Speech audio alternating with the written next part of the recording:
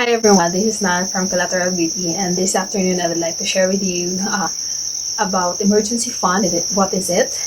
How much do you need to have an emergency fund? And where are you going to put it? And how are you going to set it up? What is an emergency fund? An emergency fund is basically a financial safety net.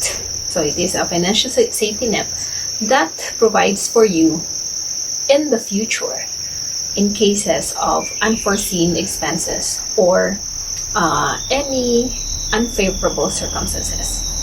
So these could be unforeseen medical expenses.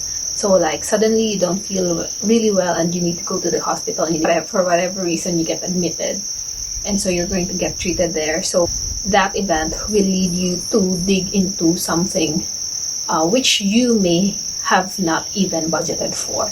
Another event that may happen may just occur on a day-to-day basis, but it will just be inconvenient. So for example, one of your appliances died on you, or it suddenly needs repair or maintenance or even a replacement. So that is when your emergency fund comes into place. Now, the emergency fund is not for events such as giving of gifts, such as unexpected lunches, or you were invited to a baptism or an event which you need to give a gift. It is not also something which you know will happen in the future and you have already foreseen that it will happen, and it should have been a sinking fund, not an emergency fund.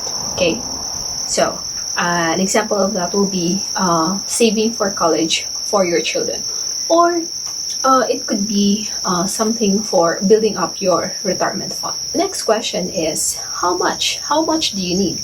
Now, it really depends. It varies. It depends on your needs. It depends on your lifestyle. It depends on how financially secure you want to feel. So usually it is pegged at 3 to 6 months of expenses. Okay, late in 2018, I faced the threat of losing my job very soon. So I am still facing the threat of losing my job, but I don't think that it will be very soon. But if that happens, I didn't think at that time I would be able to work for at least the next 6 months right away, or I could find a job that pays as much for the next 6 months. And also, I wanted to wallow in pity about what happened. And so, for me, I thought of setting up an emergency fund such that I don't have to work, or I don't have to worry about my financial needs for the next 6 months. So at least in this circumstance, that is the level of financial security that I would like to have for myself, at least in the short term. That was me. For different people, the amount in the emergency fund differs. Okay. Now, what should you be saving for? So you should be saving for 4 things. Okay, at least. Okay, so that's your food, your utilities, your shelter, and your transportation. That is what is called the 4 walls. Okay, food, how much do you need for 6 months or for 3 to 6 months of expenses? Utilities, how much are you going to pay for your electricity, for your water, for your cell phone, for your internet connection? Okay, and then for shelter, how much are you going to pay in dues for your homeowners association? Pay for your amortization, includes how much you're going to pay for your condo dues.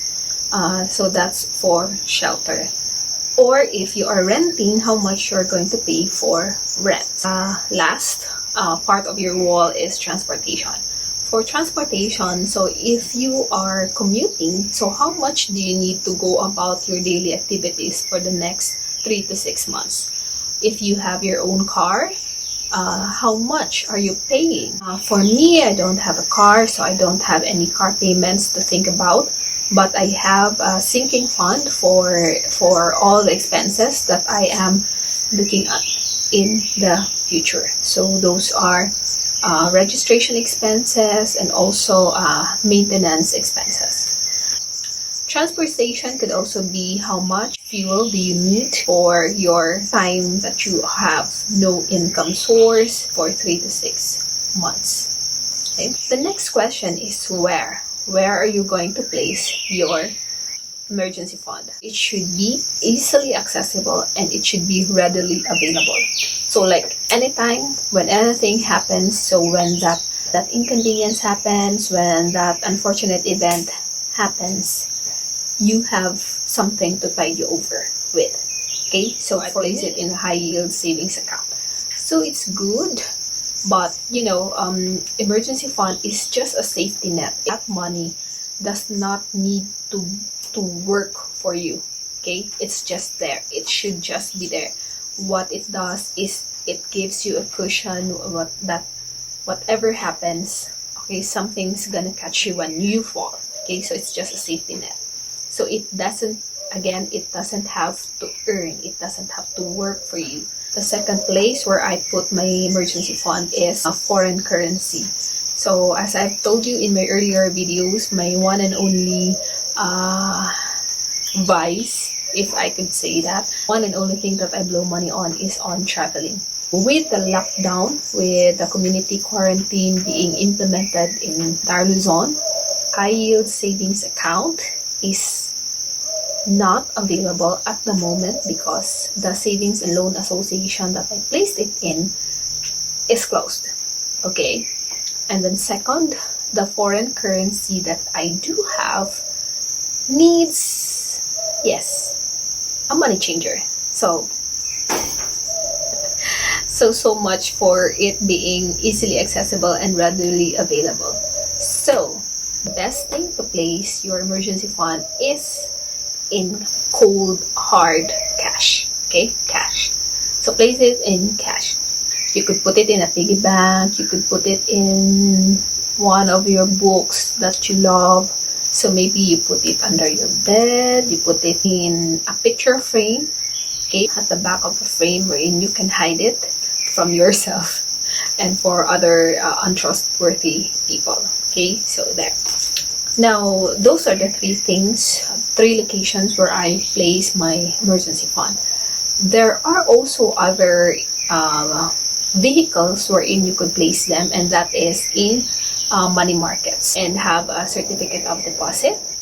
Your emergency fund could also be used to buy retail treasury bills. If you are more knowledgeable of this, you could put it in mutual funds or in index funds. So those are the 4 vehicles that are widely used or recommended to place your emergency fund in. At this time, the topic will be how do you set it up? Okay, so how? We've been told to pay yourself first. Okay, pay yourself first. So all incomes that you get, you set aside a certain amount, and that is what you pay for yourself. Okay, at the very start, that amount that you have set aside should be contributory to your emergency fund. Okay, so before you save for college tuition for your children, before you save for retirement, before you save for a house down payment or a car down payment, set that aside, and that will be purely for your emergency fund. Okay, and then start, okay, immediately build that amount to cover the 4 walls. Okay, how much do you need to cover your 4 walls? At least for 1 month. 4 walls for 1 month. Okay, at the very least you must have that amount. So how much food, how much utilities you're going to pay, how much shelter, so you don't have to be homeless, how much transportation do you need to go to move about, okay, to go from one work, or if you are going to look for work, how much do you need to move about. And then build this up until you have 3 to 6 months of expenses. Okay, so again, it's your choice where you are going to place this amount, your emergency fund. So again, this money does not have to work for you. Okay, basically it is a safety net. It should be there when you need it, when there is something inconvenient that happened, when there is something unfavorable that happened, or your income source has been affected. Okay, so that should be present.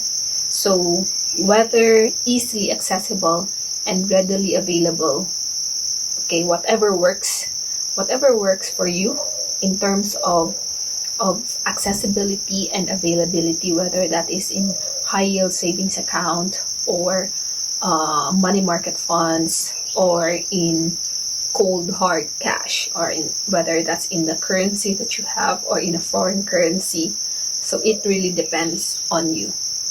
Just remember those two criteria. It should be readily available and easily accessible. Okay? And then, I think this is the most important thing that is not being taught, is when something does happen, when something inconvenient, when something unfavorable happens, when your income source has been affected, and you dip into that emergency fund, it is imperative, it is important, it is necessary that you replenish it. So regardless of what happens to you, okay, so you have to replenish it when things go back to normal, or as close to normal as possible. Okay, so that's what I have to share about emergency fund. So if you like this video and learned something from it, so kindly like this video and subscribe to my channel.